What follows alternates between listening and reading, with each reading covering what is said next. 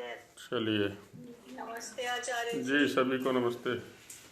ओम सहना भवतु सहनौ भुनक्तु सह वीर्यं करवावहै तेजस्विनावधीतमस्तु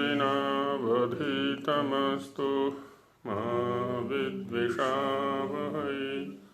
ओम शांति शांति शांति। अभी जो विषय चल रहा है अपना वो है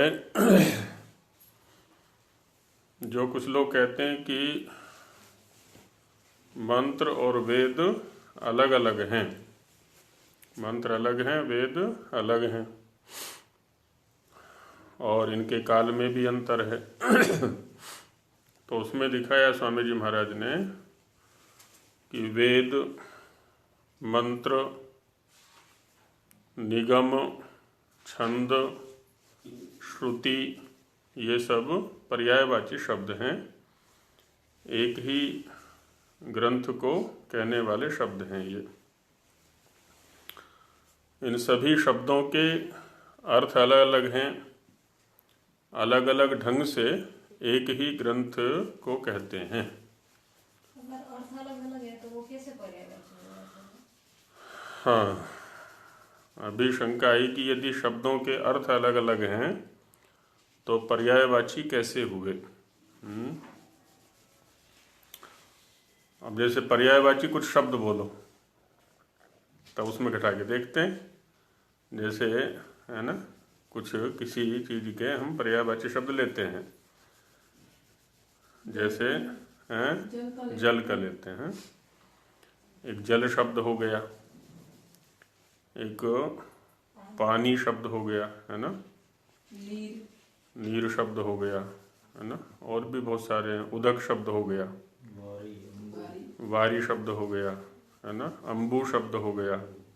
ये सब एक ही द्रव्य के शब्द हैं। अब पानी इसको क्यों कहते हैं? क्योंकि इसको पिया जाता है। पीयते तत्पानीयम, जिसको पिया जाता है उसको पानी कहते हैं। जैसे करें पीने की तो और भी चीजें हैं, दूध है, दही है, लस्सी है, और भी चीजें हैं, लेकिन इसको पानी। हाँ, अब यहाँ आता है इसको कहते हैं, शब्दों का जो प्रयोग है ना कई प्रकार से होता है। इसको बोलते हैं योग रूढ़ी वृत्ति।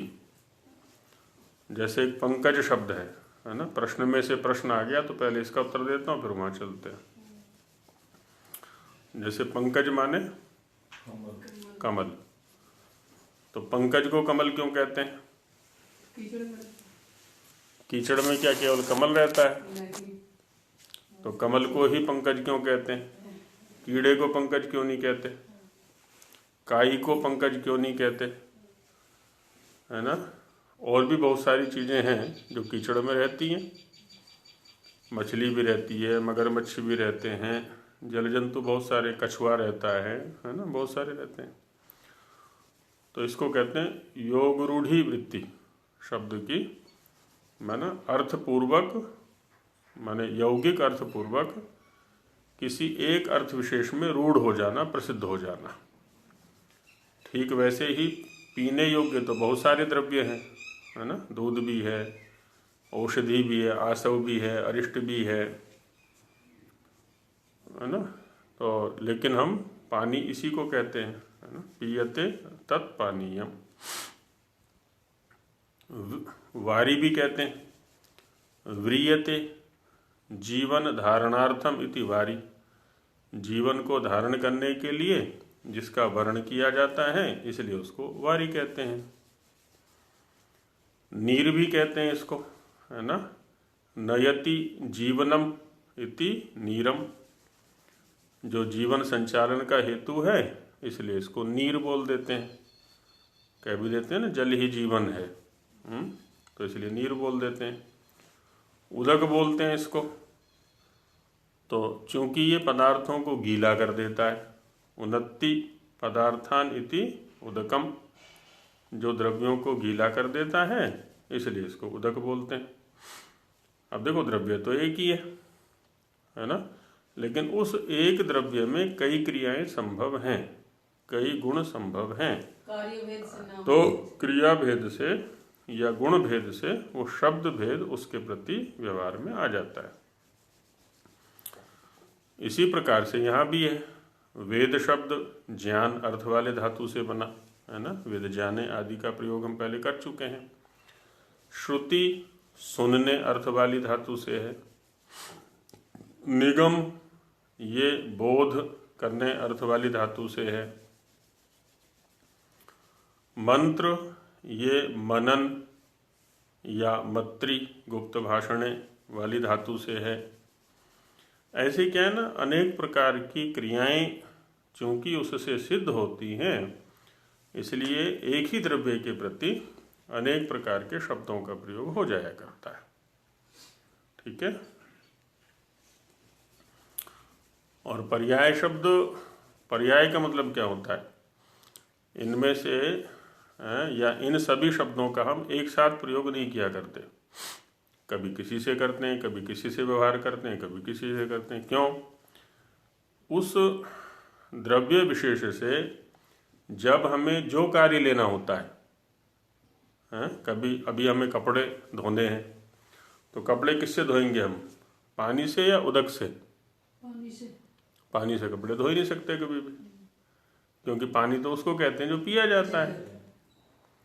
अब कपड़े धोने में तो गीला करने वाला पदार्थ चाहिए, तो वहाँ उदक चाहिए। तो दो भी का एक ही तो चीज है, पानी का है, उदक का एक ही चीज है, तो हम पानी क्यों नहीं बोल सकते कपड़े धोने के लिए? हाँ, तो वही बात आ गई ना। पानी किसको कहते हैं? जो पीने में उपयोगी होता है उसको पानी कहते हैं, और जो गीला करने में उपयोगी होता है उसको उदक कहते हैं। क्रिया भेद हो गया। यानी कपड़ा गीला कर रहा है। हाँ, कपड़ों को गीला ही तो कर रहे हैं, गीला करते हैं फिर सुखाते हैं उसको। हम तो पानी ही प्रयोग होता है। पानी ये योग, ये रूढ़ी वृत्ति हो गई। योग रूढ़ी भी नहीं है, अब ये रूढ़ी वृत्ति हो गई। सब में पानी सब में पानी। हाँ, ये रूढ़ी वृत्ति हो गई। रूढ़ी माने एक द्रव्य का नाम पड़ गया, ये तो बस नाम हो गया तो हो गया। जल जल क्या हो, जल से क्या बनता जल घातने, है? अच्छा। जल घातने से जल शब्द बनता है। अब जैसे वो स्रोत से जल पड़ता है हाँ। झरने से, तो नीचे आघात करता है, वो पत्थर को भी तोड़ देता है, इतना भयंकर आघात होता है उसका। जल बात। हाँ, तो आघात करने के कारण से उसको जल बोल देते हैं। जल आघात के कारण से। हाँ, आपह भी बोलते हैं, चूंकि वो व्याप्त है, सूक्ष्म स्थिति वाला जो है उसको आपह बोल देते हैं।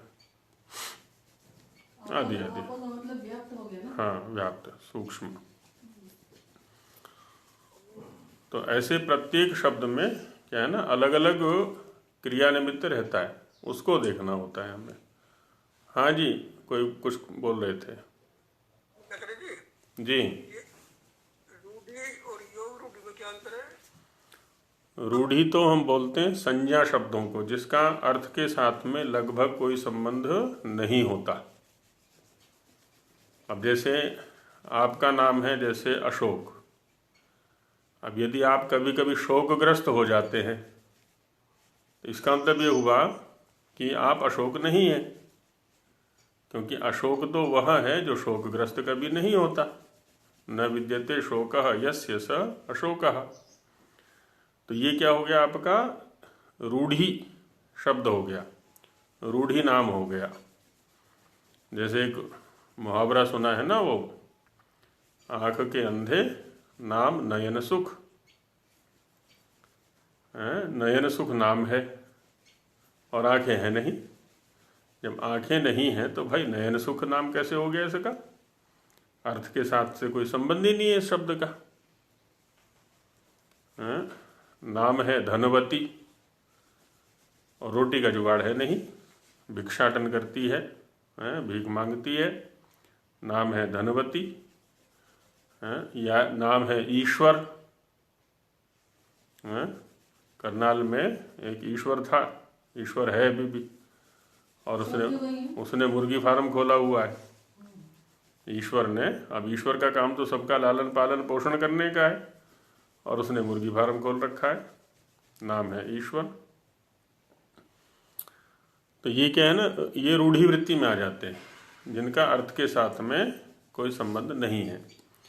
लेकिन जिन शब्दों का अर्थ के साथ संबंध है और अर्थ के साथ संबंध होते हुए किसी एक द्रव्य विशेष में रूढ़ हो गए, है ना, जैसे पानी शब्द अभी लिया हमने, क्योंकि पानी हम उसको कहते हैं जिसको पिया जाए। अब पीने योग्य तो बहुत सारे पदार्थ हैं, लेकिन सबको हम पानी नहीं कहते, केवल एक द्रव्य विशेष को पानी कहते हैं।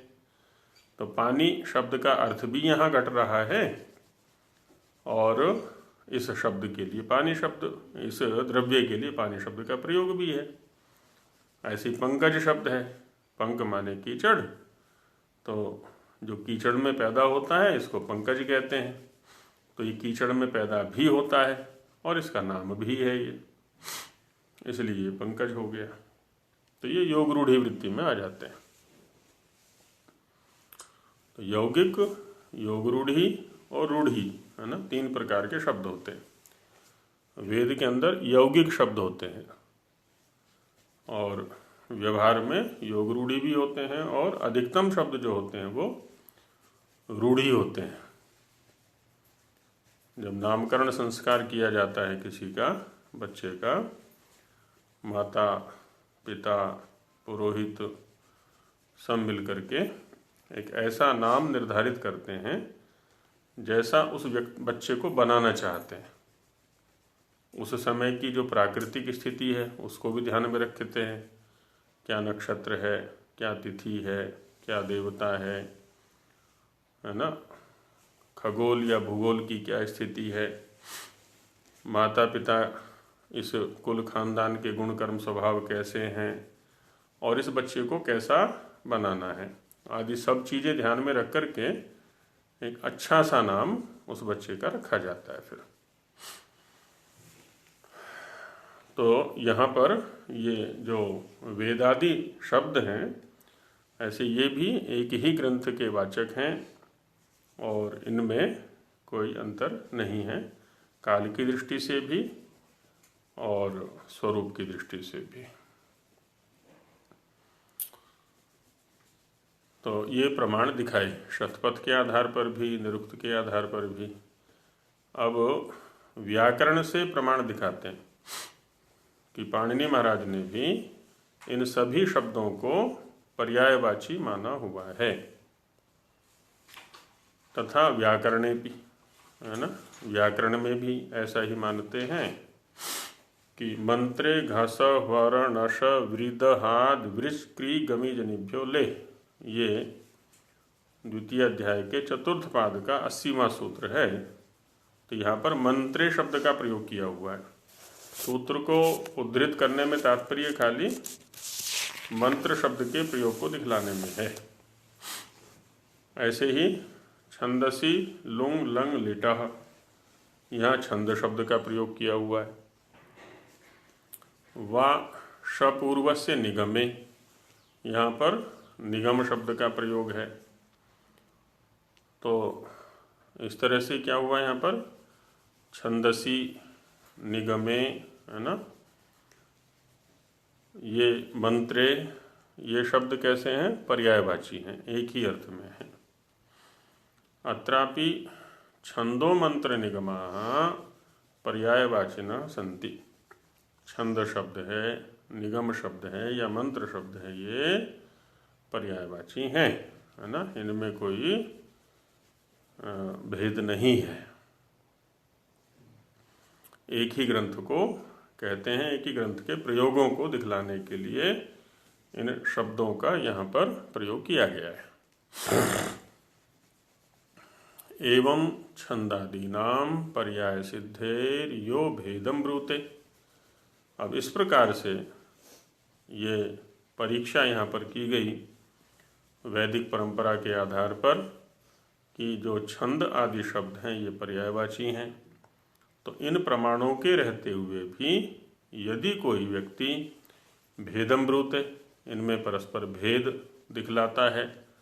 कि छंद अलग हैं, वेद अलग हैं, श्रुति अलग है। तद वचनम अप्रमाणम एव अस्तीति विज्ञायते। ये जो वचन है इसका वो अप्रमाण कोटि का है, ऐसा समझना चाहिए। होता क्या है, बहुत सारी चीजें परंपरा में सुरक्षित रहा करती हैं और परंपरा के हट जाने से बहुत सारी विकृतियां आ जाया करती हैं। तो यही चीज यहाँ हुई है। जैसा पहले भी विचार किया गया था कि प्रत्येक वेद का अपना एक परिवार है, उसके अंदर 6-7 ग्रंथ आया करते हैं। लेकिन वेद है ना, छंद, निगम, मंत्र आदि शब्द एक ही ग्रंथ के लिए आते हैं। ये इसके भाषार्थ में कहते हैं स्वामी जी महाराज, वैसे ही अष्टाध्यायी व्याकरण में भी छंद, मंत्र और निगम ये तीनों नाम वेदों ही के हैं, है ना। वेदों के लिए ही इनका प्रयोग हुआ है, इनमें कहीं पर भी कोई भेद नहीं है। इसलिए जो लोग इनमें भेद मानते हैं उनका वचन प्रमाण करने के योग्य नहीं है, तो वो किसी भी प्रकार से प्रमाण कोटि में नहीं आ सकते। तो यह सब विवेचन हमारे पास सुरक्षित कब रहेगा? जब हम उस परंपरा से दैनंदिन रूप से जुड़ेंगे, प्रतिदिन स्वाध्याय करें, वेदों को भी पढ़ें, ब्राह्मणों को भी पढ़ें, उपनिषदों को भी पढ़ें, आरण्यकों को भी पढ़ें, इनके जो सूत्र ग्रंथ हैं उनको भी पढ़ें, वेदांग और उपांग हैं उनको भी पढ़ें, अधिकतम समय इनमें लगाएं। तो फिर जो ये विवेचन स्वामी जी महाराज ने यहाँ रखा हुआ है सब एकदम क्लियर हो जाता है, साफ हो जाता है। नहीं तो संदिग्धता बनी रहती है। इस प्रकार से ये वेद विषय विचार यहाँ पूर्ण हो जाता है। अब जिज्ञासाएं या शंकाएं जिनकी हैं उनको ले लेते हैं, फिर आगे चलेंगे। हाँ जी, सुनाइए। कुछ लोग शंकाएं कह रहे थे कि शंकाएं हैं कुछ, बोलिए। आज शंका वाले लोग आए नहीं क्या? कौन, सुमना जी कह रही थी, कौन कह रही थी? जी जी जी। शंका तो नहीं है जी, कोई जी नहीं है तो जिनकी है उनको बोलने दीजिए। सुमना जी की शंका है शायद। नहीं, शंका आचार्य जी है। आपने उस दिन वो कहा था ना जी कि किन किन ग्रंथों में प्रमाण कहाँ पर दिए गए, किन किन ग्रंथों के प्रमाण है यहाँ पर। तो ये पूरे वेद विषय विचार में का पूछना है, पूछेंगे आप, या कि अलग अलग भाग का, अलग अलग विषय का? इसमें तो बहुत सारे विषय हैं, तो वेद विषय विचार के अंतर्गत ही बहुत सारे विषय है ना। वेद विषय विचार के अंदर, हाँ ठीक बात है, बहुत सारे विषय हैं। उन्हीं विषयों का मतलब किसमें प्रमाण दिया गया है ये हमें बताना है, या क्या पूरे वेद विषय विचार में किन किन ग्रंथों का प्रमाण है? नहीं नहीं नहीं, वो तो ऐसा है ना, किसी एक विषय को पूछा जाएगा। हाँ हाँ हाँ। तो उस विषय में स्वामी जी की क्या दृष्टि है, क्या कोई प्रमाण भी दिया है स्वामी जी ने, हाँ। तो उस विषय से संबंधित जो है उसको बताएंगे, ऐसा। आचार्य जी, और कोई विशेष, हमें तो पढ़ने वाली बात है, खाली पूछने वाली तो बात विशेष नहीं है आचार्य जी। अच्छा अच्छा अच्छा। तो कल नहीं है अभी। नहीं, कल आपने ही बोला था क्या कि कुछ पूछना है, पीछे का कुछ रह रहा है? मैंने सबके लिए बोला था, कोई कुछ पूछना चाहे तो। अच्छा अच्छा अच्छा अच्छा अच्छा। आचार्य जी नमस्ते। हाँ जी आचार्य जी नमस्ते। जी नमस्ते बहन जी, सुनाइए। ऐसा है कि छंद के बारे में और थोड़ा सा चाहती थी मैं। हाँ जी। कि वो एक तो आपने बताया था कि स्वतंत्र प्रमाण और सत्य विद्याओं से परिपूर्ण है और हमारा आच्छादन करते हैं। अतिरिक्त छंद के बारे में, छंद का हाँ, तो वैसे तो वैदिक छंदो विशेषांक भी हमने निकाला था वेदवाणी का। जो वेद के अर्थ को जानने में जो जो उपयोगी सामग्री है, इसमें ऋषि, देवता, छंद और स्वर ये प्रधान हैं। इन चारों ही विषयों को लेकर के हमने अलग अलग विशेषांक निकाल दिए हैं वेदवाणी के, और उनमें भारतवर्ष के लगभग जो प्रसिद्ध वैदिक विद्वान हैं उन सभी के लेखों का संग्रह उपलब्ध है। उनको अवश्य पढ़ लें सभी लोग। जी आचार्य जी। तो छंद के विषय में बाकी स्वामी जी महाराज ने यहाँ बताया ही है, जितना इस विषय में उपयोग है कि वेद जिसको हम कहते हैं वो मंत्र रूप हैं, है ना। बहुत सारे मंत्रों के समुदाय का नाम वेद है, और जो मंत्र हैं वो किसी ना किसी छंद में हैं। छंद के लिए एक सामान्य परिभाषा बताई गई थी। इस छंद का मतलब होता है जो भी शब्द हम बोलते हैं उसको बोलने की एक शैली विशेष, है ना। दो प्रकार की प्रायः अभिव्यक्तियां होती हैं। एक है गद्यात्मक गद्य रूप, और दूसरी है पद्यात्मक पद्य रूप। पद्य रूप जैसे कविताएं हैं, भजन हैं, दोहे हैं, श्लोक हैं, और भी बहुत सारी विधाएं हैं। तो ये सभी छंद के अंतर्गत आएंगी। इनमें होता क्या है, प्रत्येक विभाग को कुछ सीमित अक्षरों में रखा जाता है।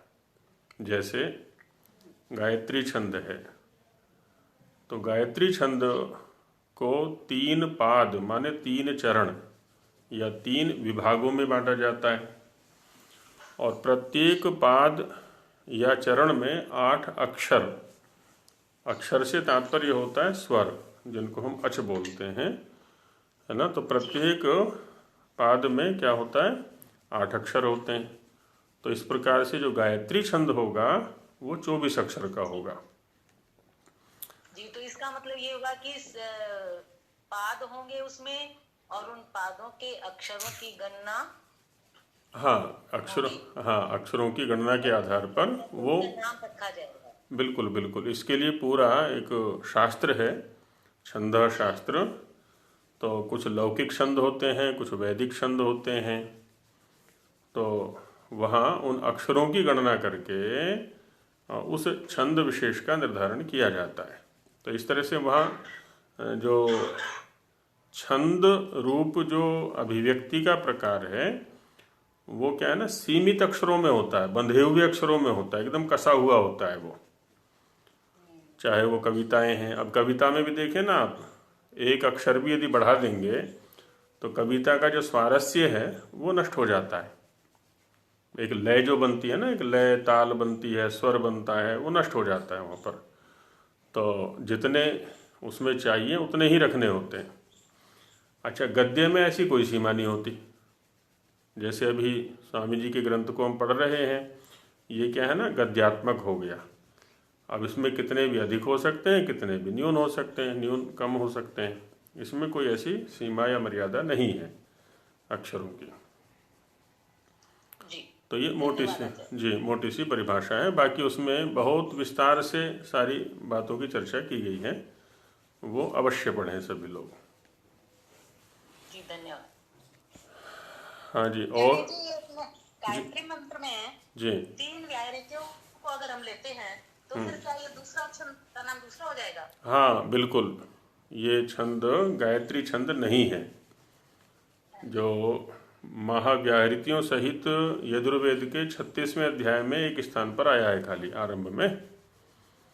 बाकी अन्यत्र जो ये मंत्र आया हुआ है वो व्याहृति रहित है। वस्तुतः वह गायत्री छंद है जिसमें महाव्याहृतियाँ नहीं हैं। लेकिन गायत्री के रूप में ये प्रसिद्ध हो गया है। इसका गायत्री छंद नहीं है। विश्वानी देव का गायत्री छंद है, शन्नो देवी का गायत्री छंद है, अग्निमीढ़े का गायत्री छंद है। उसमें गिनेंगे तो 24 अक्षर मिलेंगे उसमें। तो ये रहता है इसमें। आचार्य जी नमस्ते जी। हाँ जी बोलिए। आचार्य जी ये आपने यहाँ पे इन्होंने दिया था सिद्धांत, इन्होंने सायणकार में इधर का इन्होंने अल्प बुद्धि वालों का बताया इन्होंने, और आगे चल के इसको कहते हैं कि ये व्याख्यान प्रमाण नहीं करने योग्य। इसके बाद उन्होंने कहा कि तर्क का नाम ऋषि होने से आर्य लोगों का सिद्धांत है। ये थोड़ा सा तर्क को और करवाएंगे थोड़ा सा। ये सिद्धांत बोल रहे हैं यहाँ पे, तर्क भी सिद्धांत में आएगा फिर जी? बिल्कुल सिद्धांत में आता है। तर्क जो है, तर्क का स्वरूप न्याय दर्शन में बताया हुआ है। अच्छा, न्याय दर्शन वाला लिया जी। न्याय दर्शन में तर्क का स्वरूप बताया गया है कि अभिज्ञात तत्वेर्थे कारणोपपत्तितः तत्व ज्ञानार्थम ऊहस तर्क। तो ये प्रमाण हो गया ना जी, ये इसका जी 8 प्रमाणों में से जैसे आते हैं 8 प्रमाण जब प्रत्यक्ष आते पर हैं। इसको प्रमाण नहीं कहा करते है ना। एक साधन तो है, किसी तत्व तक पहुंचने का साधन है, प्रमाण कोटि का ही है वैसे, बाकी प्रमाण के रूप में इसकी गिनती नहीं है। किसी अर्थ का हमें तत्व से, वास्तविकता से ज्ञान नहीं है, तो वास्तविकता से ज्ञान करने के लिए क्या करते हैं हम, उसके कारणों की उपपत्ति किया करते हैं कि किन कारणों से बना है, किस कारण से बना है, कैसे बना है, आदि आदि करके, और तत्व ज्ञान के लिए फिर ऊह वहाँ पर किया जाता है। तो उसी का नाम तर्क ऐसा कहा है। ठीक है, ये न्याय दर्शन के आधार पर जान सकते हैं इसको। हाँ जी, कोई और कुछ कह रहे थे? ओम नमस्ते आचार्य जी। जी नमस्ते बहन जी। जी जी ये पूछ रही थी मैं, थोड़ा सा विषय से हटकर है जी बोलिए।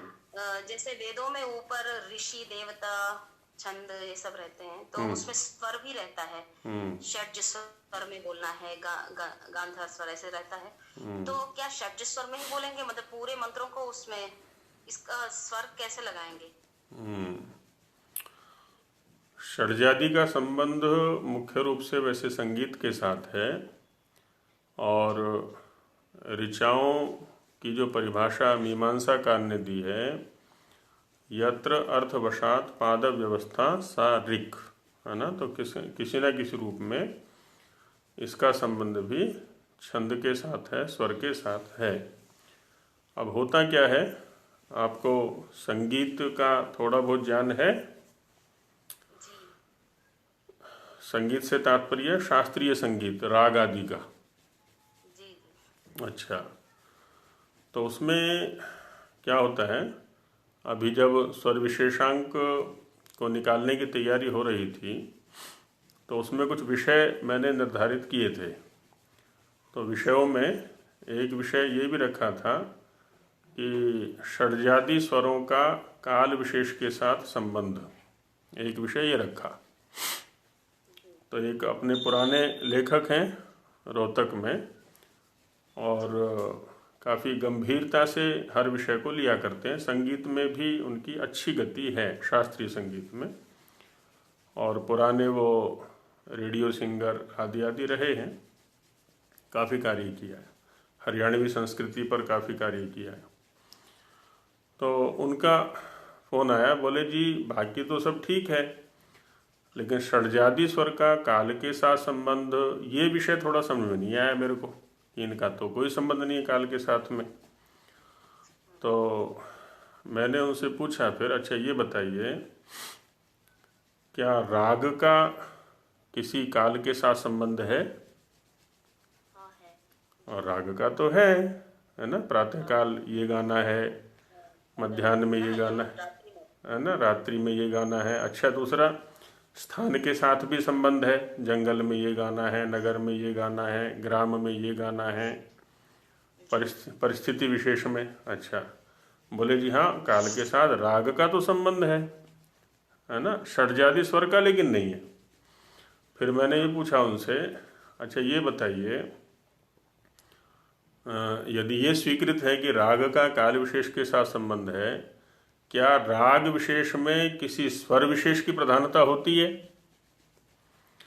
बोले जी हाँ, वो भी होती है। मन की बस फिर तो लग गया काम, लग गया हमारा जो संबंध है। क्योंकि जिस राग में जिस स्वर विशेष की प्रधानता है, जैसे वेदों में क्या है ना, एक प्रगाथ की व्यवस्था आती है, प्रगाथ। तो प्रगाथ में क्या होता है, अनेक ऋचाओं का प्रग्रथन किया जाता है, उनको समुदित रूप से उच्चारण करना होता है।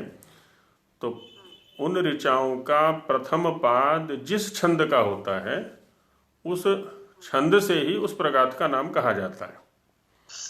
तो ठीक वैसे ही जिस राग में जो प्रधान स्वर है, ठीक है, तो उस स्वर से उस राग का विशेष संबंध हो गया,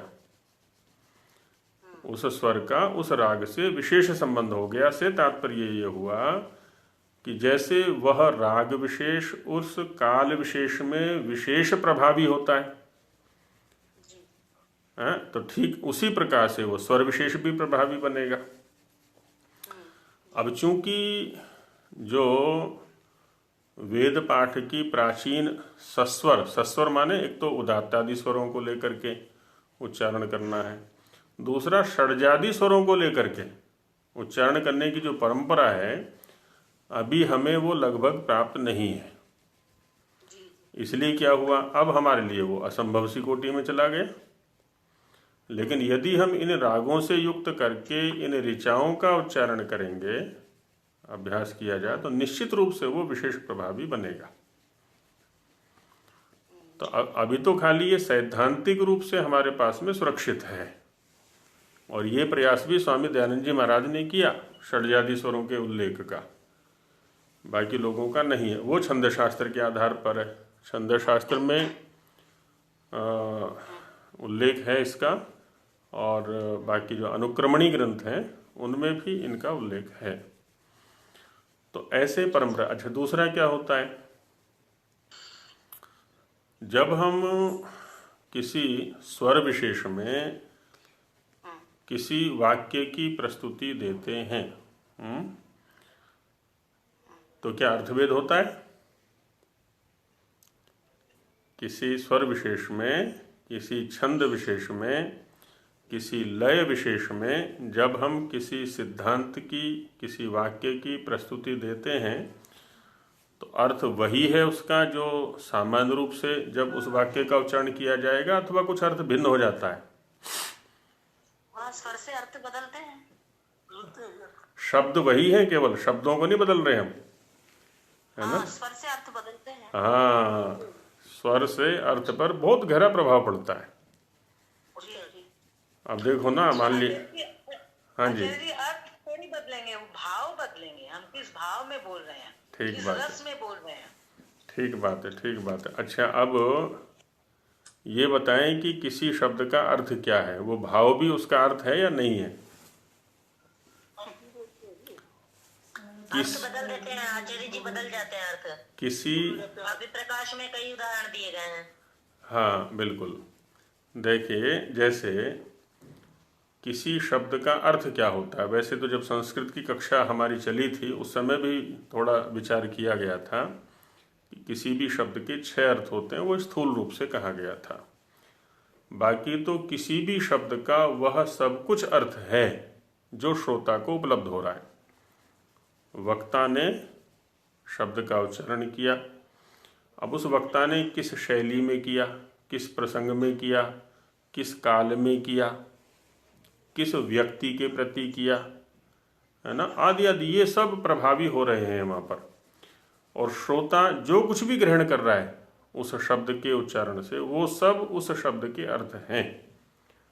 वो हार्दिक स्तर पर हो सकते हैं, मानसिक स्तर पर हो सकते हैं, बौद्धिक स्तर पर हो सकते हैं, शारीरिक स्तर पर हो सकते हैं, वो सब उसके अर्थ हैं। तो इसलिए, है ना, जब अब किसी भी मंत्र को एक तो सामान्य रूप से वैसे ही बोल देना, और एक ये है कि हम उसको सस्वर उच्चारण करें, तो एक अलग ही आनंद आता है एक अलग ही भाव बनता है, एक अलग ही परिवर्तन होता है ना। तो एक अलग, तो इसलिए इनका संबंध अर्थ के साथ भी है और अभिव्यक्ति के साथ भी है, षड्जादि का आचार्य जी, संबंध। ये हमेशा शंका बनी रहती है जी जैसे स्वरों में उदात्त अनुदात्त स्वरित उच्चैरुदात्त कहा गया है, लेकिन जब हम सस्वर वेद पाठ करते हैं तो स्वरित को ऊंचा माना जाता है, ऊंचे से बोलते हैं। हाँ, और उदात्त को मध्य स्वर से बोलते हैं और अनुदात्त को नीचे स्वर से बोलते हैं। हाँ तो ये उच्चैरुदात्त का क्या अर्थ है? हाँ, तो पहले तो मैं निवेदन ये करूँगा आपसे, क्योंकि आपने व्याकरण और वैदिक कुछ सिद्धांतों को पढ़ा हुआ है, इसलिए वहाँ से शंका आ रही है। शंकाएं वैसी की जाएं जो इन लोगों के भी मानसिक पटल पर उतर सकें, है ना। ये शंका जो है ना हमारी व्यक्तिगत या दूसरी कक्षा की तो हो सकती है, फिर भी अब चूंकि शंका की है तो मैं समाधान तो अवश्य करूँगा इसका, पर शंका का स्तर वो रखा जाए जो इन सब, है ना, जो इन सब को भी उपलब्ध हो सके। नहीं तो क्या होगा ना, यदि हम ऐसी चर्चा करेंगे तो फिर हमारी व्यक्तिगत चर्चा हो जाएगी और ये सब वैसे ही मुंह देखते रहेंगे कि क्या चर्चा चल रही है इनकी। तो होता क्या है, एक तो है सामान्य उदात्त, उच्चैरुदात्त, और एक है स्वरितगत उदात्त। स्वरितगत उदात्त जिसका स्वरूप वहाँ कहा हुआ है द्वितीय पाद में, तस्यादिता उदात्तम अर्धह्रस्वम, है ना, समाहर स्वरितः के बाद में प्रथम अध्याय के द्वितीय पाद में। और महाभाष्य को यदि वहाँ पढ़ेंगे तो महाभाष्यकार ने स्वरों के भेद बताएं कि स्वर कितने होते हैं, तो कहते हैं 7 स्वर होते हैं। उदात्त, अनुदात्तः, स्वरितः, एकश्रुतिः, और स्वरिते यह उदात्तः सो अन्येन विशिष्टः, स्वरिते यह उदात्तः सह अन्येन विशिष्टः। अब स्वरित में जो उदात्त है वो अन्य से किससे? अन्य उदात्त से। हाँ, एक तो ये अर्थ करते हैं इसका कि ये अन्य उदात्त से विशिष्ट है। अब एक तो केवल उदात्त है और एक अनुदात्त मिश्रित उदात्त है। स्वरित में जो स्थिति आएगी, पहले उदात्त की है अर्धमात्रा, और उसके बाद शेष मात्रा जो है वो अनुदात्त की है। अब निश्चित रूप से उच्चारण का क्रम भी वही रहेगा, पहले उदात्त और उसके बाद में अनुदात्त। तो अनुदात्त के संपर्क से ये जो स्वरितगत उदात्त है ये विशिष्ट है। तो इसलिए हमें ये लगता है कि जैसे कि स्वरित हम, है ना, जोर से, हालांकि उससे विशिष्ट है ये, उससे अतिरिक्त है, ये अतिरिक्त है, इसलिए भी इसको थोड़ा भिन्न रूप से उच्चारण किया जाता है। इन सब विषयों पर स्वर विशेषांक में अच्छा चिंतन किया हुआ है कई लेखों के अंदर, तो उसको भी देख सकते हैं। ये विषय भी वहाँ पर उठाया हुआ है, जो व्यावहारिक विषय है ना, ये भी विषय वहाँ पर उठाया गया है। तो उसमें और अच्छी प्रकार से आप इसको देख लें। जी, धन्यवाद। आचार्य जी जी जी जी हम लोग तो हिंदी वाले से ही हैं लगभग, मैं अपना कह रहा हूँ। हाँ जी, अभी वैसे समर्पण मत कीजिए आप। हाँ जी,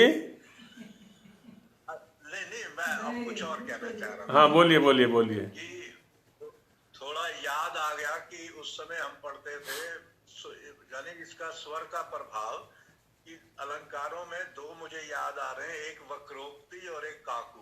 हाँ, जो काकू स्वर के आधार पर अर्थ को बदल देते थे। बिल्कुल। तो एक उदाहरण है तो फिल्म का, लेकिन मुझे लगता है बड़ा सटीक है। ये शोले फिल्म में गब्बर सिंह बोलता है, जब वो 2 लोग पकड़े जाते हैं तो उनको कहता है आओ महारथी, तो वो थोड़ा लंबा करता है, व्यंग कस रहा है। बस फिर बाद में तुरंत कहता है आओ आओ आओ, जैसे किसी बकरी के बच्चे को बुला रहा। हाँ, अब देखो शब्द वही है लेकिन अर्थ एकदम भिन्न हो गया। हाँ जी, बिल्कुल, एकदम ठीक कहा आपने। शब्द से अर्थ निकालने की जी बहुत सारे साधन हैं। जी बहन जी बोलिए, कौन बोल रहे हैं? कि आचार्य जी एक हाँ जी, श्रुति कीर्ति जी, आपका माइक बंद हो गया। जी आचार्य जी बोलिए। एक बात चलती है, जैसा कि पठन पाठन में सुनते हैं कि ऋग्वेद आदि भाष्य भूमिका में जो संस्कृत भाग है वो तो ऋषिवर दयानंद जी का है, और जो हिंदी भाग है वो उनका नहीं है। तो इस पे थोड़ा सा विचार चाहते हैं क्या, कि उनके समीप रहने वाले विद्वानों के द्वारा किया हुआ है या वो ऋषिवर के द्वारा उक्त है? हाँ, उसमें एक तो स्वामी जी की जो कार्य करने की शैली है उस पर थोड़ा ध्यान देंगे। इसके लिए हम जो ऋषि दयानंद के पत्र विज्ञापन है ना, उसको भी हमें पढ़ना चाहिए। उसमें ऋषिवर ने काफ़ी कुछ स्पष्ट उल्लेख किया हुआ है। ऋषि दयानंद के पत्र और विज्ञापन जो यहाँ से भी छपा हुआ है रामलाल कपूर ट्रस्ट से, और अभी परोपकारी से भी वही छप गए हैं। तो कार्य करने की शैली में क्या था, विशेषकर लेखन के लिए लेखक नियुक्त किए हुए थे। लेखक भी विद्वान ही थे, ज्वालादत्त शर्मा थे, भीमसेन थे, आदि आदि जो भी थे। वो कुछ का सैद्धांतिक विरोध था, कुछ अनुकूल थे स्वामी जी के। तो उसमें शैली में एक तो ये भी था कि पहले वो लिखा देते थे, स्वामी जी लिखा देते थे, फिर उसका परीक्षण भी करते थे क्या लिखा है। अभी जो हम यहाँ पढ़ रहे हैं ये भेद तो यहाँ भी दृष्टिगत हो रहा है हमें, कि संस्कृत भाग कई स्थानों पर अलग है, हिंदी भाग अलग है। अब देखिए, जैसे अभी पिछला विषय पढ़ा हमने निरुक्त वाला, अब निरुक्त वाले में कितनी विस्तृत चर्चा है संस्कृत भाग में, हिंदी में बहुत थोड़ा सा है। बहुत स्वल्प जी। ये सारा भाषा संस्कृत से भिन्न है, लिखा है ना? हाँ, भिन्न है ना। हाँ, कई स्थानों पर ऐसा आया है। तो स्वामी जी संस्कृत भाग को तो स्वामी जी ने शोध दिया था, ऐसा पंडित जी ने भी उल्लेख किया हुआ है कि संस्कृत भाग का तो पुनरीक्षण कर लिया गया था, लेकिन हिंदी भाग का नहीं हो पाया। इसलिए हिंदी भाग में अभी भी बहुत सारा अंश संस्कृत भाग वाला नहीं है, और कुछ नया भी है ना। कहीं कहीं ऐसा भी जो संस्कृत में नहीं है लेकिन हिंदी में आ गया है, और कुछ अधिकतम ऐसा है संस्कृत में बहुत सारा है लेकिन हिंदी में नहीं है। तो ये सब भेद होते हुए भी हमें क्या करना है, हमें इसकी ग्राह्यता पर ध्यान रखना है ना। मुख्य तात्पर्य ये है, क्योंकि ये सब ऐसे विषय हैं, है ना, जो कभी कभी विरोध भी पैदा कर दिया करते हैं। तो उन सब चीज़ों में ना जा करके कि स्वामी जी का ग्रंथ है और हमें अनुकूल है, वेद के अनुकूल है, अब इसका हम उपयोग कैसे कर सकते हैं ये हमें ध्यान में रखना चाहिए। बाकी हाँ, अधिक इधर उधर के उसमें नहीं पढ़ना चाहिए। जी। अच्छा, एक प्रश्न और मुझे नहीं समझ में आता कि जैसे वेद के सभी मंत्र छंदोबद्ध हैं, तो छंदोबद्ध होने से वे सभी पद्यात्मक हैं। जी, मेरी आवाज आ रही है? हाँ, बोलिए जी। तो सभी पद्यात्मक है, तो जैसे कंपटीशन की पुस्तकों में पढ़ाया जाता है कि यजुर्वेद गद्यात्मक है, ऋग्वेद पद्यात्मक है, तो ये इसका क्या तात्पर्य है कि गद्यात्मक और पद्यात्मक का? हाँ, तो इसमें क्या है, पहली बात तो ये है कि सभी छंदों का पद्य रूप में ही संबंध हो ऐसा आवश्यक नहीं है, क्योंकि बहुत बड़े बड़े छंद भी हैं, है ना। अब माने एक अक्षर के छंद से आरंभ करके 104, 108 अक्षरों तक के भी छंद हैं, और उससे भी अधिक हैं, है ना। इसमें एक छंदः प्रस्तार करके आता है। छंदः प्रस्तार में क्या चलता है, छंदों के अंदर अक्षरों की वृद्धि, जैसे एक एक पाद की वृद्धि हो रही है, 4 अक्षरों की वृद्धि करते चले गए। प्रथम अक्षर में जो अक्षर, प्रथम छंद में जो अक्षर गणना है, अग्रिम छंद में उससे 4 अक्षर अधिक हो गए, फिर उससे आगे 4, फिर उससे आगे 4, फिर उससे ऐसे, तो वो है। तो कुछ छंद हैं जिनका हम पद्य के रूप में स्मरण कर सकते हैं, बाकी सारे छंद पद्य के रूप में हैं ये कहना अब वो नहीं हो सकता। और दूसरा जो कंपटीशन की प्रसंग से उठा रहे हैं आप, तो जैसा मीमांसा में कहा हुआ है, यत्र अर्थवशात पाद व्यवस्था सारिक गीतिषु सामाख्या, है ना। जो गान है उसका नाम है साम, क्योंकि ऋचा वही है। जब हम उसको एक गीति के रूप में लेते हैं, गान के रूप में लेते हैं, तो वो साम कहलाता है, और जब सामान्य रूप में लेते हैं तो उसको ऋचा कहते हैं। और फिर वहीं पर कहा हुआ है शेषे यजुः शब्दा, अन्य जो वेद की वाक्य विधाएं हैं उनका नाम है यजुः। और वास्तव में यजुर्वेद के अंदर जो वाक्य विधाएं हैं उनमें अधिकतम जो वाक्य विधाएं हैं वो गद्यात्मक हैं, लेकिन गद्यों के अंदर भी अपने छंद हैं। हाँ, स्वामी जी महाराज के भाष्य को देखेंगे तो वहाँ प्रत्येक में छंद का निर्देश है, तो उनके गद्य रूप अपने छंद हैं, जैसे जगती है या और हैं, बड़े छंद हैं, वो प्राय इसमें आ जाते हैं। तो पद्य गद्य जो छंद के दृष्टि से हम कह दिया करते हैं वो सामान्य विभाग है। हाँ, तो ये रहता है। जी श्री जी। जैसे आपने बताया कि परमात्मा ने अपने सामर्थ्य को वेदों के माध्यम से हम जीवों के लिए और पृथ्वी के सहयोग से दिया, वो ईश्वर को अगर जीव ना होता, प्रकृति ना होती, तो ईश्वर इसको देता अपना ज्ञान और सामर्थ्य, तो ईश्वर की ज्यादा महिमा आती है, ऐसा क्यों? नहीं, पहली बात तो ये है कि ये प्रश्न कैसे हो गया कि जीव ना होता और प्रकृति ना होती, क्यों ना होता? फिर तो हम ये कहें कि ईश्वर ही ना होता और ये तीनों ही ना होते तो क्या होता है?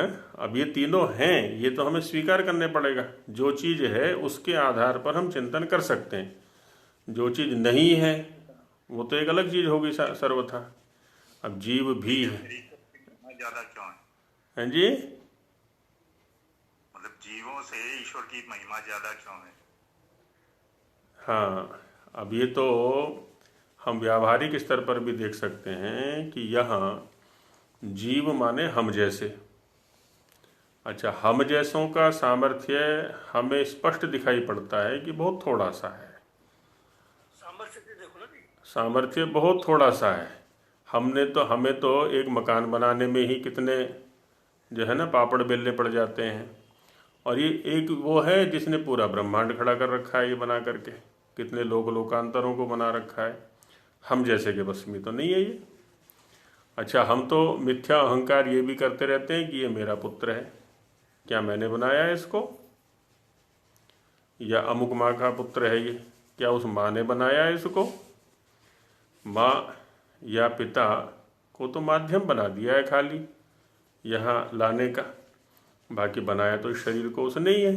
अब बना के देखें शरीर को, एक छोटा सा अंग बना करके देखें, तो महिमा तो यहाँ स्पष्ट रूप से व्यवहार में दिखाई पड़ रही है। ये वृक्ष कैसे बन गया, ये पृथ्वी कैसे बन गई। अच्छा है ना, पृथ्वी के अंदर क्या क्या दबा, और दबते दबते और उसमें परिणाम होते होते वो सोना कैसे बन गया जी, वो चांदी कैसे बन गया जी, हैं। अच्छा, शरीर के अंदर हमने तो क्या कूड़ा कबाड़ा खाया था, हैं, खा खा करके जो भी खाया उससे रस बना, कैसे रस बना उसका, कौन सा यंत्र ऐसा फिट कर रखा है, रस से रक्त बना, लाल रंग का हो गया वो, रक्त से फिर आगे की धातुएं बनी, शुक्र बना, ओज बना, कैसे परिणति हो गई। थोड़ा विचार करें, ये जो रचनाएं दिख रही हैं हमारे सामने ही, अब कम से कम मेरे जैसे तो किसी ने की नहीं आज तक ये रचना, मैंने भी नहीं की, और जो इतने भी मेरे जैसे दिखाई पड़ रहे हैं, बड़े से बड़े वैज्ञानिक हैं या ऋषि हैं या और तत्ववेत्ता हैं, महर्षि हैं, ब्रह्मर्षि हैं, जो भी हैं बड़े से बड़े, किसी का भी सामर्थ्य दिखाई नहीं पड़ता कि किसी ने ऐसी रचना की हो। और कोई ना कोई रचनाकार अवश्य है जो इतने से सूक्ष्म रचना को भी बना रहा है, तो निश्चित रूप से वो महत्वशाली है, हमारी अपेक्षा उसकी महिमा अधिक है। तो वैसे मतलब ईश्वर, जीव, प्रकृति तीनों पदार्थ अनादि हैं। बिल्कुल, ये व्यवहार भी बता रहा है हमको, एक नियामक है, एक भोक्ता है, एक भोग्य है। ये तो व्यवस्था भी बता रही है हमें, व्यवहार भी बता रहा है हमें। ओम आचार्य जी। जी ओम जी। शब्द और प्रणव शब्द ये एक दूसरे के पर्यायवाची हैं। हाँ जी। आज हमने ओम का तो उसका विश्लेषण पढ़ लिया जो प्रधान में। प्रणव का भी थोड़ा सा अगर स्पष्ट हो जाता है कि प्रणव को कैसे मतलब उसका प्रधान में मतलब करेंगे। ठीक है। व्याकरण की। हाँ जी। तो ओम शब्द का विशेष व्याख्यान सत्यार्थ प्रकाश के प्रथम समोल्लास में स्वामी जी ने किया हुआ है। वहाँ 2-3 प्रकार से, एक तो मात्राओं की दृष्टि से है, अ उ म, है ना, 3 मात्राएं हैं और तीनों मात्राओं से अलग अलग शब्द या अर्थ लिए जाते हैं। और दूसरा अवधातु से भी ओम शब्द को सिद्ध किया है। अवधातु के क्या क्या अर्थ हैं और वो परमेश्वर में कैसे घटते हैं, ये भी वहाँ पर दिखाया गया है। और शास्त्रीय भाषा में इस ओम के लिए ही प्रणव शब्द आता है। ओम के लिए ही अष्टाध्यायी में एक सूत्र है प्रणवष्टे। तो वहाँ महाभाष्य में शंका की गई है कि ये प्रणव क्या है। तो कहते हैं कि परिस्थिति विशेष में मंत्र के अंतिम भाग को, है ना, 3 मात्रा वाला ओ या ओम शब्द का विधान कर दिया गया है वहाँ पर। माने प्रणव कहने पर क्या होता है, वहाँ पर ओम शब्द का ग्रहण होता है। और योग दर्शन में भी तस्य वाचकः प्रणवः, वहाँ प्रणव शब्द ओम के लिए आया हुआ है। अब ये जो प्रणव शब्द है इसमें प्र उपसर्ग है, ऋणु धातु है, ऋणु स्तवने ये धातु है, ऋणु स्तवने या ऋणु स्तुतौ, है ना, ऋणु स्तुतौ ये धातु है। और अप्रत्यय हो गया बाद में फिर, तो प्रकर्षेण, प्र का अर्थ हो गया प्रकर्षेण, नु का अर्थ हो गया नूयते, स्तूयते, अनेन परब्रह्म इति परप्रणवः। ऐसा शब्द जिसके द्वारा उस परब्रह्म की, उस परमेश्वर की अच्छी प्रकार से प्रकृष्ट रूप से स्तुति की जाए, तो ऐसा जो वह शब्द है उसका नाम है प्रणव। तो ओम के लिए जी जी जी बोलिए। थोड़ी एक शंका है थोड़ा सा जी, तो अतिरिक्त है, वैसे एक बार को जानकारी लेना चाहेंगे हम। हाँ जी बोलिए। जैसे ओम शब्द का उच्चारण है, हाँ जी। ओम शब्द में क्या है, ओ ये द्विमात्रिक हो गई, माँ आदि मात्रा वाला है। हम इसका ओम ऐसा उच्चारण करते हैं, तो जैसे उपासना इत्यादि करते समय जैसे इसमें बताया है कि ओम इत्येतदक्षरम उद्गीत बताया इसको। तो जो हम उद्गीत करते हैं तो उद्गीत कैसे, मात्रा की दृष्टि से करें या स्वर की दृष्टि से? अगर स्वर की दृष्टि से ओम हम तेज से बोलते हैं तो ये जैसे दीर्घ श्रुति हो जाती है, प्रायशः सब लोग बोलते हैं वो थोड़ा लंबा ही खिंच जाता है, वो द्विमात्रिक से और कुछ ज्यादा ही बन जाता है। तो इसमें कैसा क्या मतलब होना चाहिए, क्या होना चाहिए, क्या गलत है, क्या सही है? हाँ आचार्य जी। तो इसमें होता क्या है ना, यदि हम इसको स्वर की दृष्टि से देखते हैं तो जैसे स्वर माने अच, उनके 3 विभाग किए मुख्य रूप से परिमाण के आधार पर। एक ह्रस्व है जो 1 मात्रा वाला है, दीर्घ है जो 2 मात्रा वाला है, और प्लुत है जो 3 मात्रा वाला है। तो जब किसी स्वर के साथ में माने अच के साथ में 3 का अंग लिखा मिलता है, इसका मतलब वह स्वर प्लुत है या 3 मात्रा में उच्चरित होगा। और 1 मात्रा का जो काल है वो तो बहुत थोड़ा सा है, और उसके लिए कहा हुआ जो निमेष काल है माने पलक झपकने का जो काल है है ना, वो एक मात्रा का काल है। अथवा अंगूठे के नीचे वाली नाड़ी, जिसको वैद्य लोग परीक्षण किया करते हैं, उसका जो एक बार का स्पंदन काल है, गति काल है, उसका वो एक मात्रा काल है। तो उतने काल में एक अक्षर वाले का, एक मात्रा वाले अक्षर का उच्चारण करना है। उससे द्विगुणे काल में द्विमात्रिक काल हो गया, और उससे त्रिगुण काल में त्रिमात्रिक काल हो गया। तो माने यदि प्लुत हम उच्चारण करना चाहते हैं ओम शब्द का, जैसा कि इसमें 3 का अंक लिखा हुआ भी है, तो वहाँ तो क्या है ना, मात्राओं की मर्यादा है। तो मात्राओं की मर्यादा है, तो 3 माने त्रिमात्रिक काल से अधिक उसका उच्चारण नहीं करना चाहिए। अच्छा, अब रही बात उद्गीत की। अभी जैसे अष्टाध्यायी में भी प्लुत के साथ साथ उदात्त भी है। अब प्लुत जो दिखा रहा है वो तो कालकृत दीर्घता को दिखा रहा है, कालकृत अधिकता को दिखा रहा है। लेकिन जो उच्चता, जो उदात्त है, वो ध्वनिकृत उच्चता को दिखा रहा है।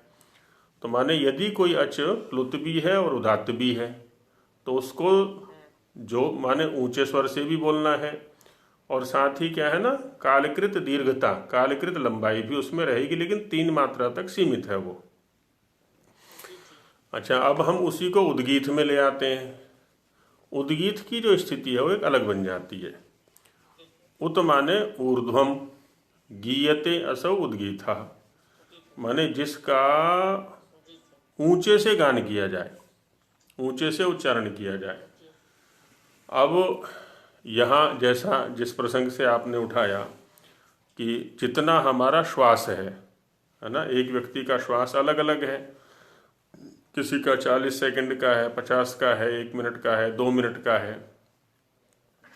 जैसा कि उपासना काल में या शिविरों में देखा है, या अन्यत्र भी संध्या आरंभ से पहले भी प्राय बोलते हैं। तो वहाँ वो उसकी प्लुत स्थिति नहीं है, बल्कि उद्गीत स्थिति बोल सकते हैं उसको हम। एक प्राणायाम का रूप कह सकते हैं उसको। एक लंबा, माने जितना लंबा जिसका श्वास, तो उतने ही लंबे काल तक वो उस स्वर का उच्चारण कर रहा है। अब ये प्लुत से बाहर जा चुका है, क्योंकि प्लुत तो मर्यादित है, वो तो 3 मात्रा से अधिक नहीं बोलना है।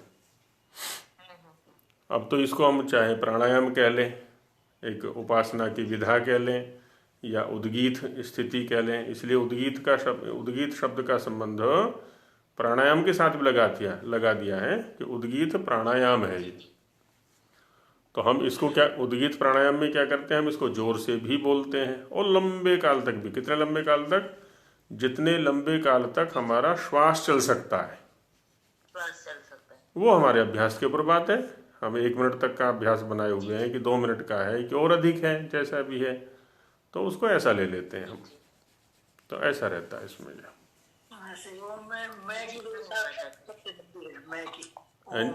हाँ जी, ओम में जैसे मैं की उच्चारण अवधि ज्यादा है, लंबी ज्यादा उच्चारण काल उसका ज्यादा। ये अभ्यास के ऊपर बात है गुलिया जी, जिसने जैसा अभ्यास किया है। किसी ने ओ का अभ्यास लंबा किया है तो वो ओ पर अधिक टिकेगा, किसी ने म पर अभ्यास किया है तो म पर ज्यादा टिक जाएगा। ये तो अभ्यास के ऊपर होता है, वो जैसा जिसका अभ्यास है। तो नमस्ते आचार्य जी।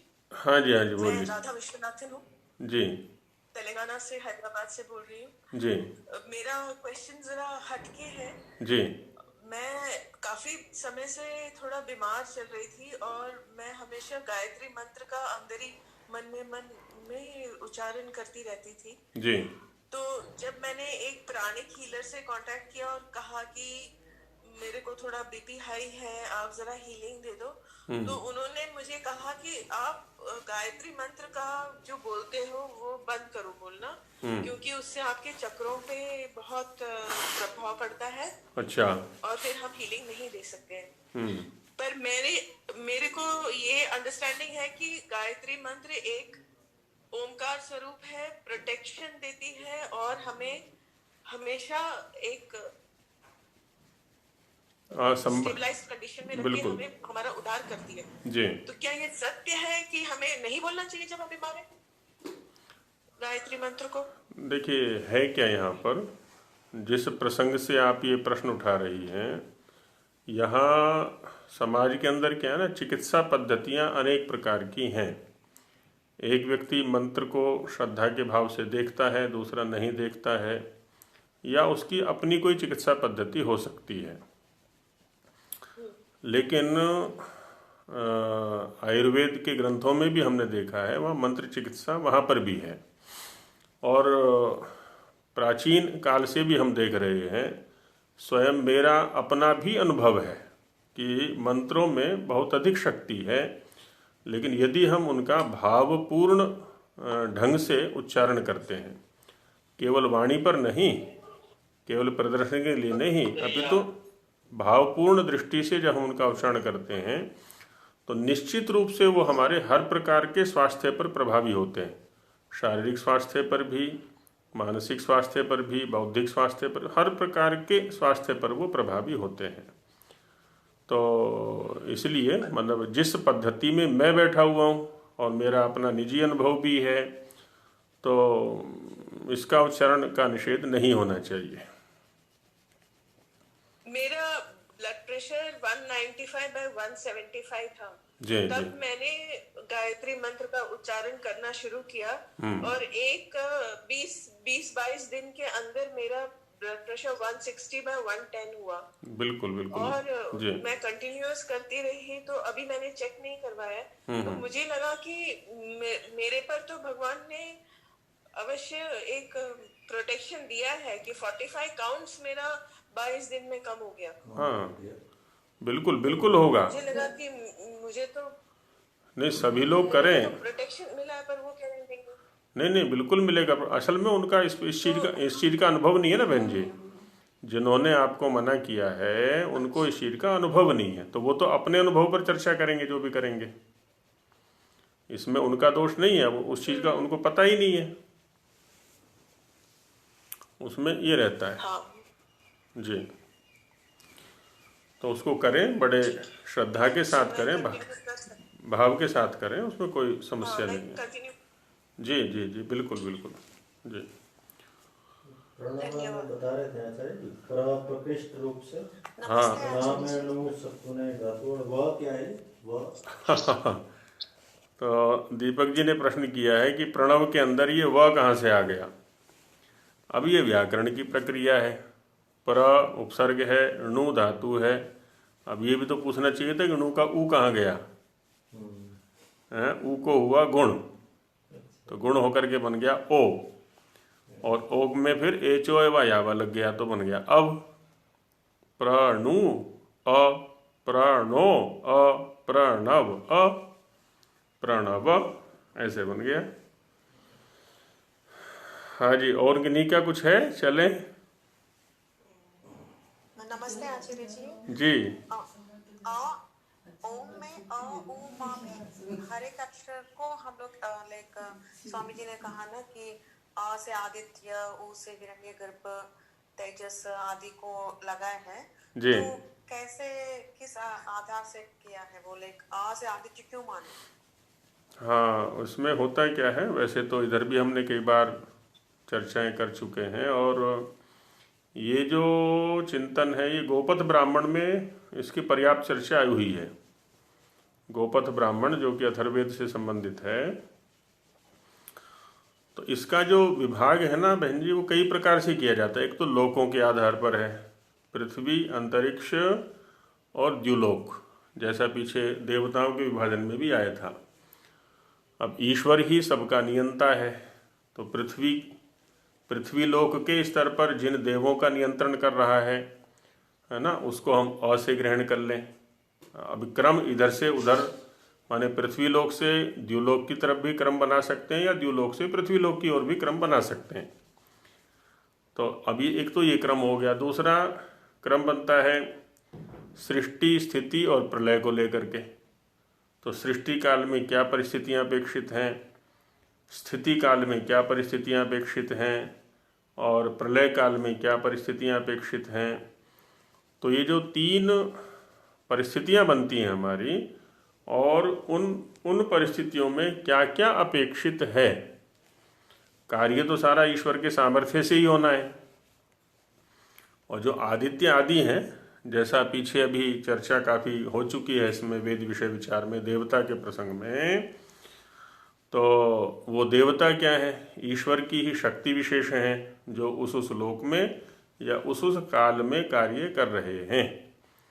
क्योंकि अ उ म का एक व्याख्यान इस रूप में भी करते हैं हम कि सृष्टि, स्थिति और प्रलय। एक विद्वान थे क्या हैं, है ना, उनका एक बार प्रवचन सुन रहा था मैं, तो वो कह रहे थे कि देखो जो ओम है ये, अब ओम में भी क्या होता है, अ कहने पर क्या होता है? मुख खुल जाता है।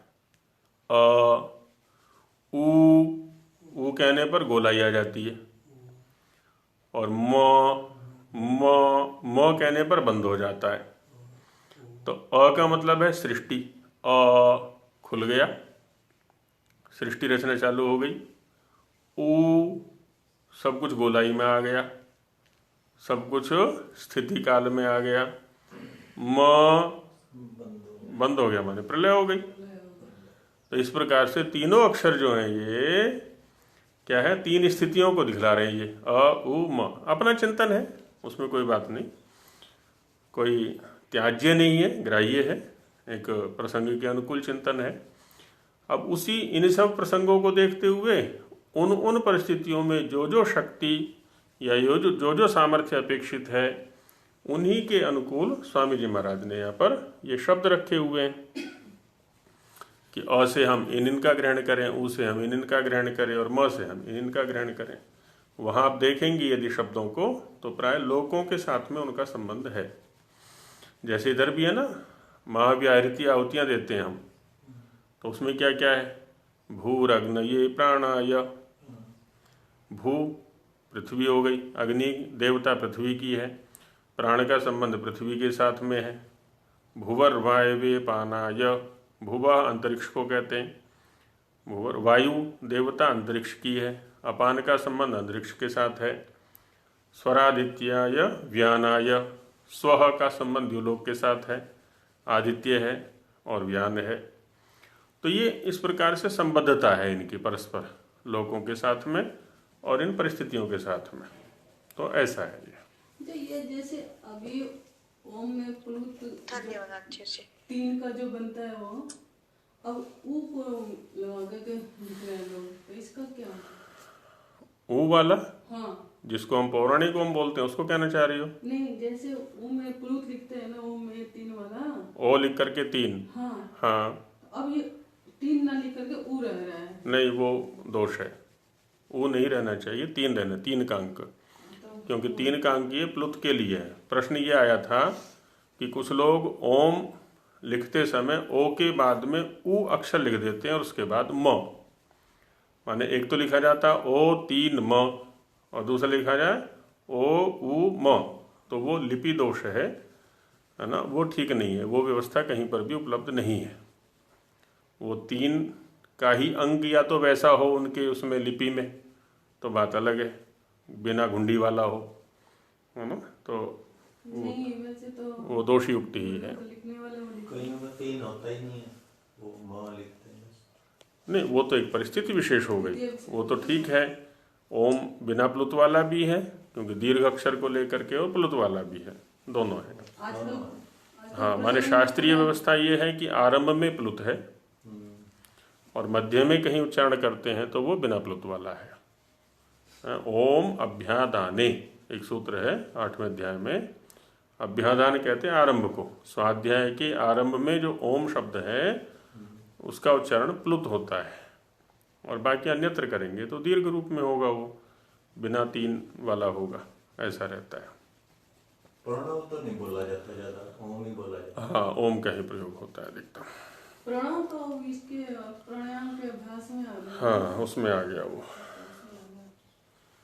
तो चलिए, अब मेरी परीक्षा तो हो गई है, अब सफल हूँ कि असफल हूँ वो आप लोगों के ऊपर बात है। अब कल आपकी परीक्षा होगी, तो तैयारी के साथ आएँ। हाँ जी, आज समय भी पर्याप्त हो गया है। ओम सहना भवतु सहनौ भुनक्तु सह वीर्यं करवावहै तेजस्विनावधीतमस्तु मा विद्विषावहै। ओम शांति शांति शांति। सभी को नमस्ते।